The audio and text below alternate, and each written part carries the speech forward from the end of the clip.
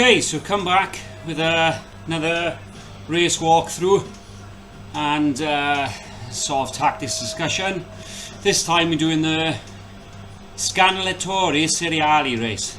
Maybe I've butchered the Italian, but it's on the Ocean Lava cliffside loop, and the reason for doing this race is as a recon for next week. The next new season of ZRL will be starting. The first race is a scratch race and it takes place on this exact course. So I just found a race that fitted nicely into the schedule to do tonight. It's, I'd say, it's exactly the same, one lap of this route. It's about roughly 19 kilometers. So it's a fairly short race. That is a bit of an unusual one. The course is going to be quite a tricky one to call. There's basically one feature on it, and that's a climb halfway through.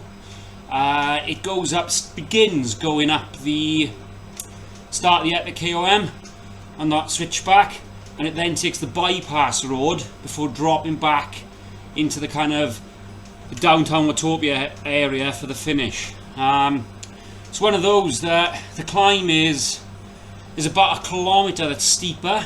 When I was looking at some of the the route profile information before the start of this race, I've seen that the climb begins at kilometre 9, with around 1 kilometre that is the steeper bit before it gets a little bit shallower. Just going to kick the power up here and concentrate just until the group is settled, start the race, and then I'll aim to discuss the actual course a little bit more in detail. Alright, so a few riders have really shot up the pen there. There's guys sprinting at the front into orange numbers.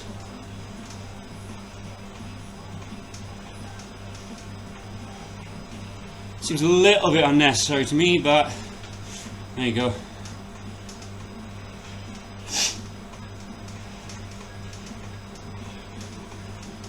My kind of aim is to ride this race in a similar fashion to how I'd actually attack the race on the ZRL day. Okay, settling in.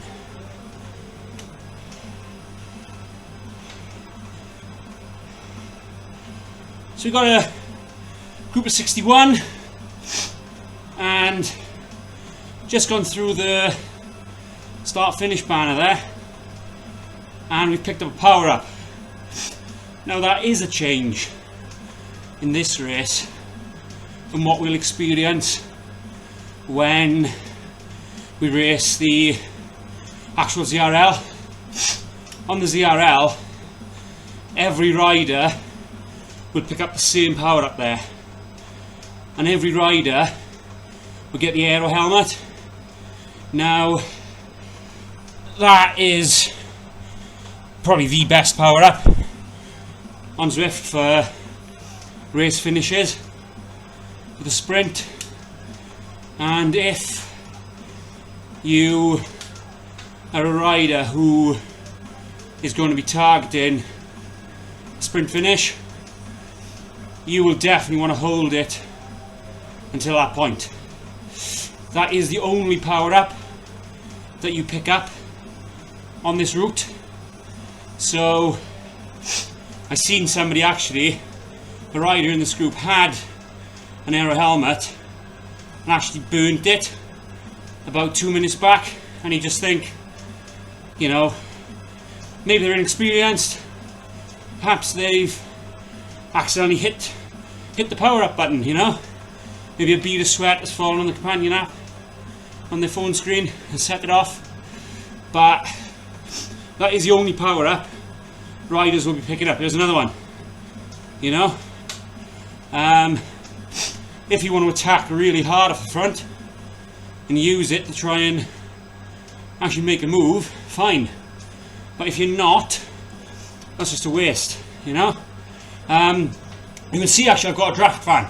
Now that won't be there on Tuesday. It will be a case of, like I said, we'll only get aero helmets. But obviously the power-ups in this race, everything else is the same. The route, in fact it's one lap, it's a scratch race, etc. But obviously the power-ups are not configured exactly the same. I mean, my tactic both today with my draft van and during the race is literally going to be to hold it, you know. I'm not someone who, I'm not a rider who will be looking to try and make a breakaway. I will be staying in the group, doing the minimum that I can and going for that sprint finish. So I will absolutely will be holding my aero helmet until the sprint, basically. Okay, a couple of riders just pushing a bit harder. Not too worried about it. Just gonna monitor what happens. If a lot of guys push hard, maybe the group will stretch. So just give it a little kick here, just to keep myself the right side of any splits. It's an unusual place for riders to attack, but we'll just sit in and follow. So the climb, going back to what I said before we started, it's actually last couple of K. We'll gain around 70 meters in elevation initially, and a lot of that comes in the first kilometer. That first kilometer is quite steep, so it's going to be maybe a 2 to 3 minute effort, where some riders who are perhaps more climbing orientated riders may choose to try and make a breakaway there, with the aim being of actually holding that to the finish line. Maybe they can pull a small group clear and stay away. The challenge for the guys like myself who are going to want to stay sat in the group for the, hopefully for sprint finish, is just to dig really, really deep there and hang on. It might be a case that you do get distanced slightly, but if there's a big enough group that are motivated enough, after that climb finishes, we've got a downhill section and it's about 6k until the finish line. So the aim really is just to stay close enough in touch with the front of that race.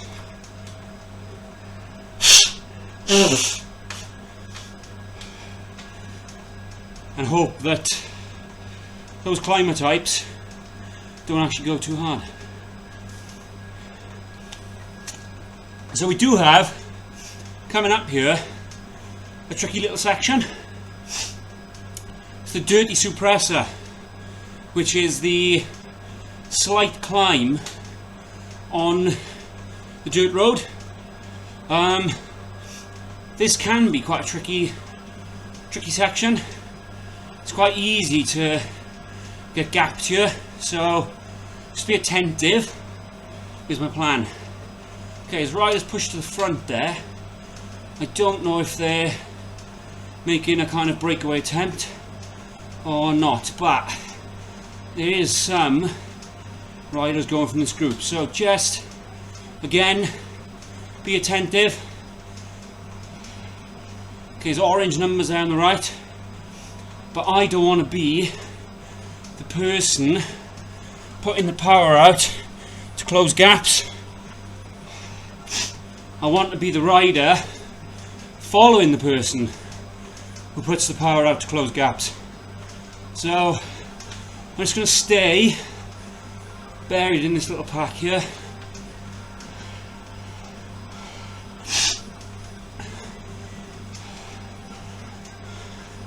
But you can see from my mini map, it's really stretched out. My heart rate's 181, so I've got to push. But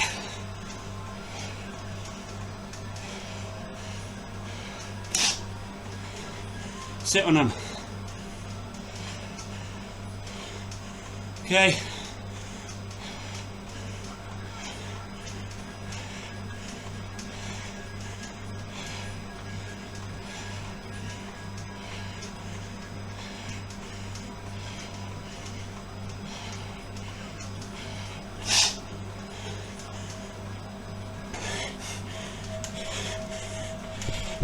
This rider's pushing some big numbers there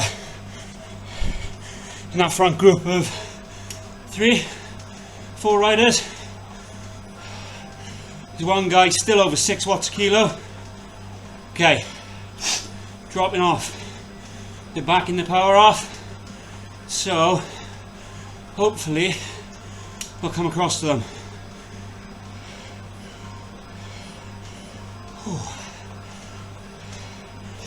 Got the heart rate going a little bit.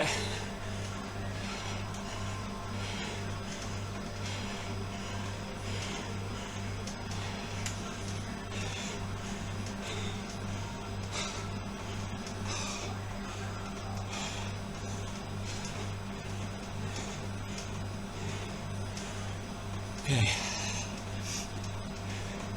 A little bit of sweat coming now.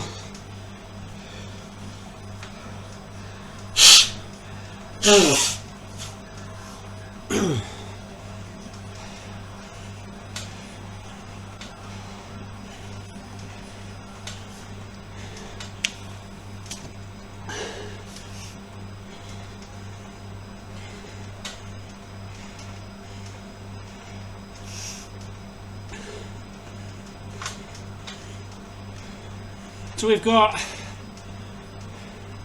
couple of K until we hit that climb. Like I say, from kilometre 9 to roughly kilometre 10 is a really tricky bit. After that, and that'll really string the pack. After that, you've got another couple of K of like a false flat. So that is where I anticipate that riders, if they keep pushing on, will string that pack out, and that's where those who maybe have just made it up the climb but are really on the limit, that's where they'll probably drop off. I wouldn't be surprised if both in this race and the actual ZRL next week that we lose 2/3 of the pack at that point. But we'll see. I've got to say, these guys up front are still holding on. They've got maybe 4 seconds, and now there are riders going across, so this is potentially getting dangerous. So I do want to race this like the ZRL for a bit of recon. So for me, it'd be sitting in, but it's getting to the point where it might be an idea to actually try and go over hard here. We're just getting onto the start of this climb, and make sure that I get across there, because this could stay away. And yeah, I'm here for a bit of recon, but I also want to put in a good showing and possibly win this race today.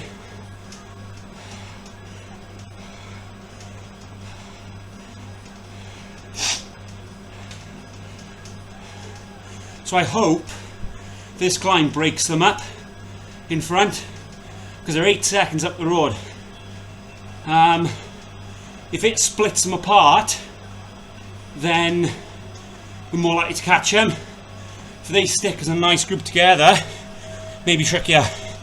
Okay, steep initial section. Follow the guys who go hard.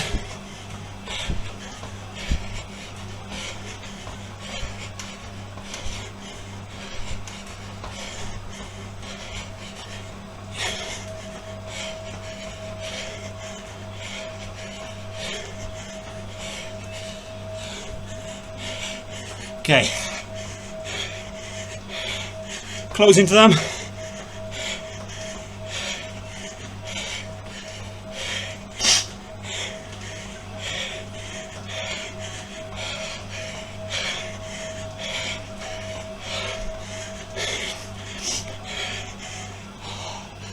Ooh. High heart rate. Stand up, low cadence, stamp.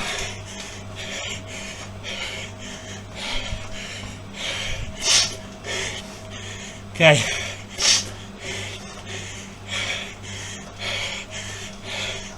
Getting the draft for these guys.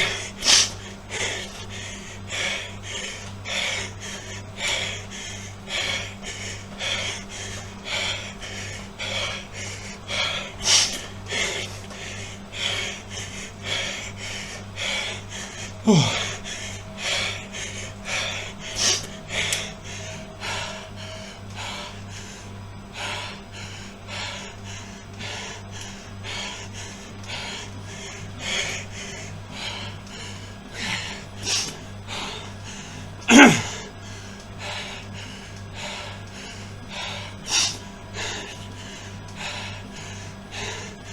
Yeah, flick your elbow all you want. I ain't coming through.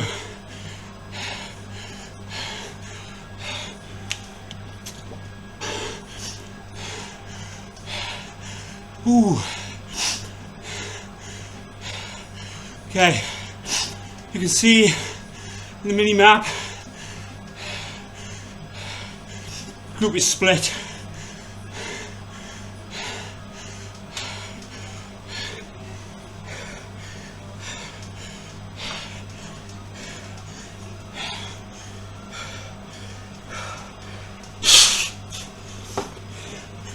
Okay, let's kick.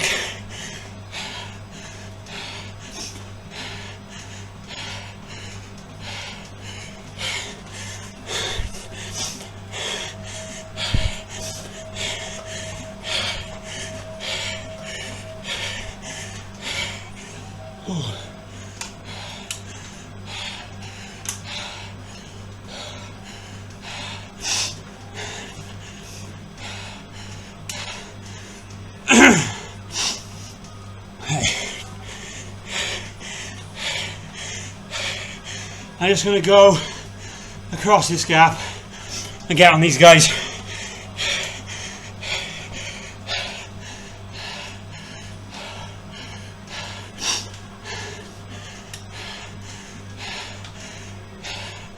Before that gap got too big.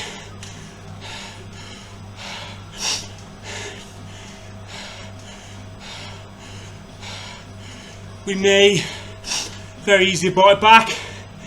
I just could see it there for 2 or 3 seconds and I didn't want to risk it,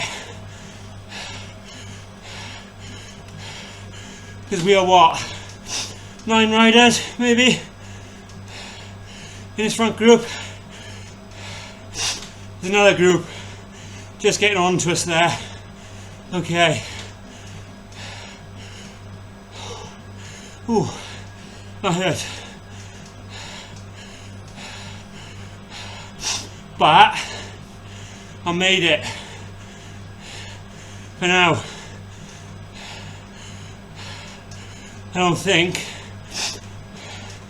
I could take another big attack, so I hope that the guys in this group are happy to just roll through to the finish now, but I don't think that's going to happen.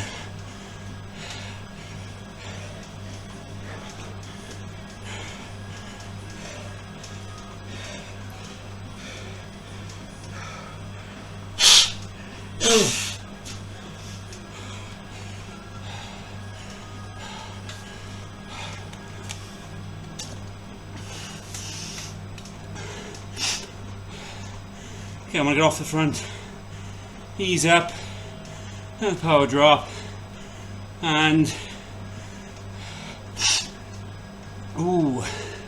drop yourself into the draft. Okay, so we're maybe 15, 20 riders in the front. So what I said at the start, I think roughly a third of the pack will survive. You know, 61 in this race, 20 riders would be a third of the pack. So that is about what we're expecting in the ZRL race.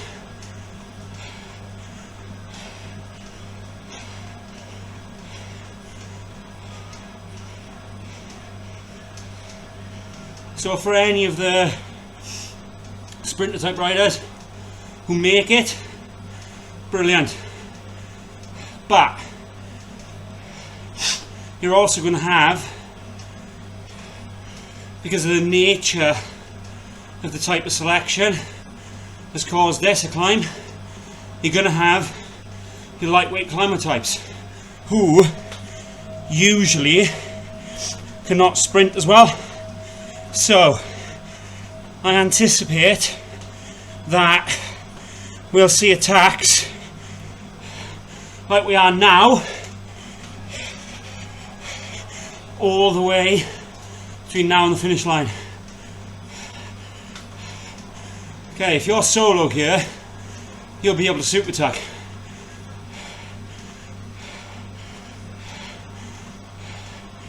You won't be able to super attack if you're in the draft, because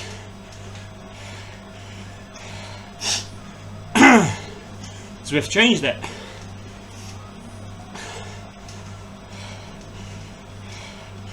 So just sit in, we're catching the guy who went there, attacks are neutralised. Okay, time to try and recover as best I can.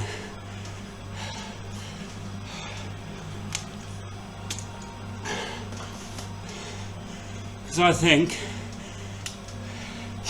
as we get into that tunnel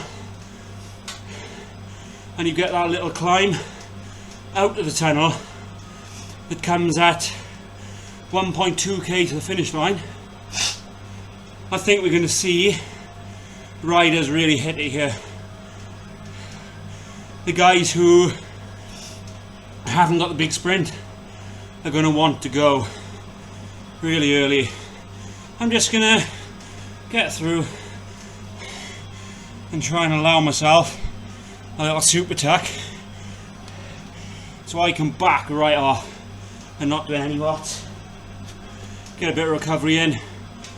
Here's my steering to bizarrely stay out of the draft, but there we go, nice.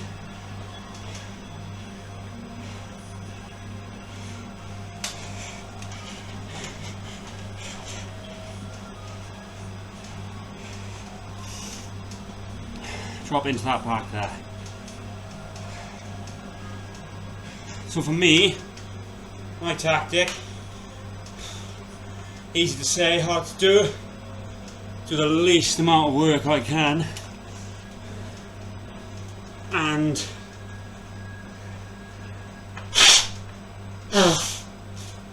give it the sprint with about 400 meters left. I think I'll have to put an effort in before then to get on the tail of others. So if I can here, while we're at a easier moment, just so I could mention my fueling strategy, Zwift races. So what I would usually do, now if it's a very long race, obviously you'll need to fuel more, but for a race maybe of this length or up to a standard ZRL length, then probably under an hour, during my warm-up, in my bottle, I've got a 750ml bottle. In that I put a bit of carb mix, so the carb mix that's in there has got 47 grams of carbs. So during my warm-up I'm sipping on that just to get a little bit of carbs into the system, and then usually a few minutes before the start I'll usually take a gel. So gel's got 23 grams of carbs in one hit, and I'll obviously then keep sipping my bottle as the attacks come in. 13 watts a kilo, that's a big attack.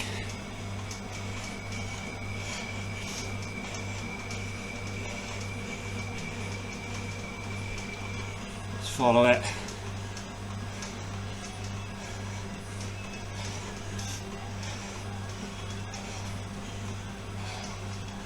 Okay, yeah, those guys pull us across. Okay, Danish guy, come on then, pull a 6 watts a kilo as you were on sitting your wheel. So I'm not doing it.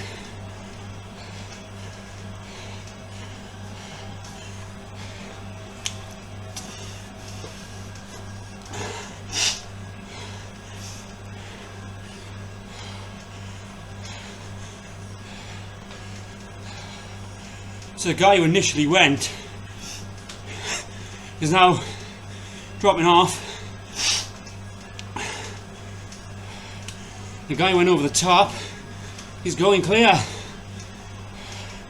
And I think he's going to hold this. Okay. Blankman, it's got 6 seconds.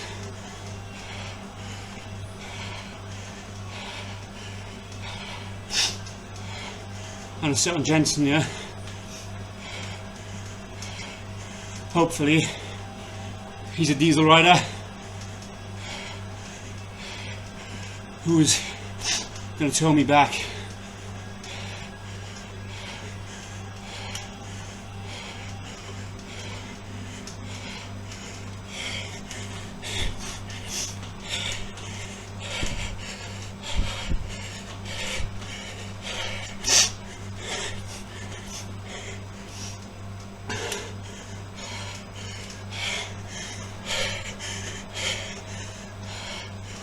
Okay, orange numbers.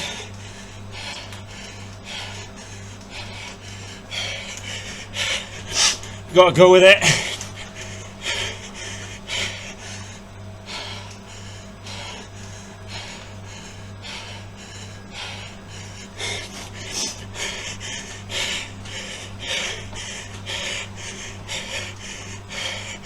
Okay, so now he's backing off.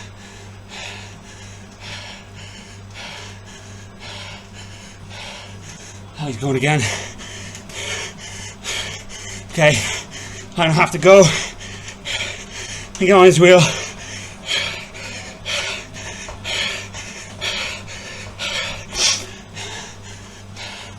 Sit on him. Sit on him. I'm on the front. No. I don't have to go.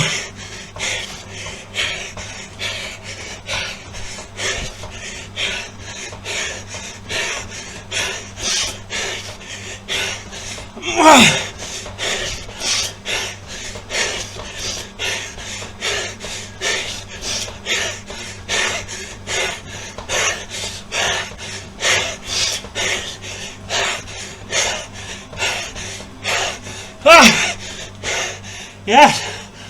Oh, wow.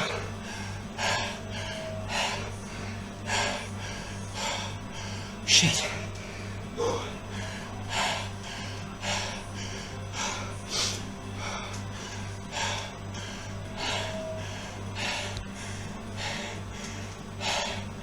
I got that.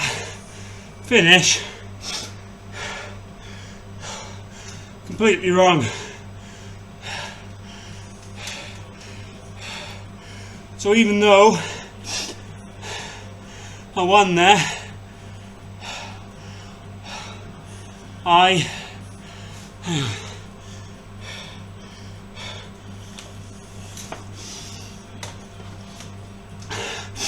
actually think I got that sprint finish a little bit wrong.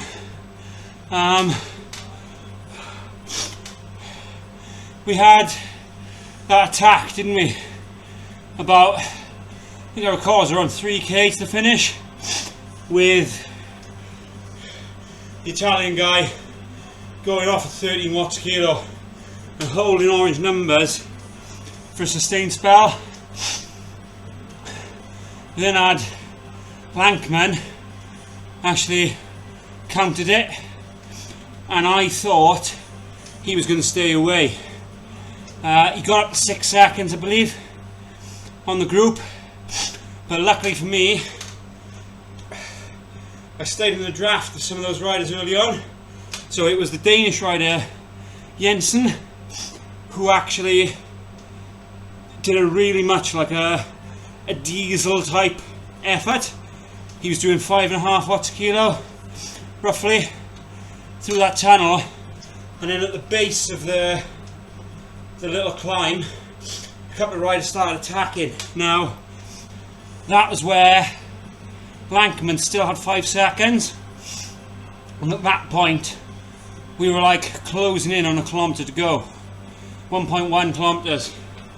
So when a couple of riders at that point went into the orange, I felt that I had to go.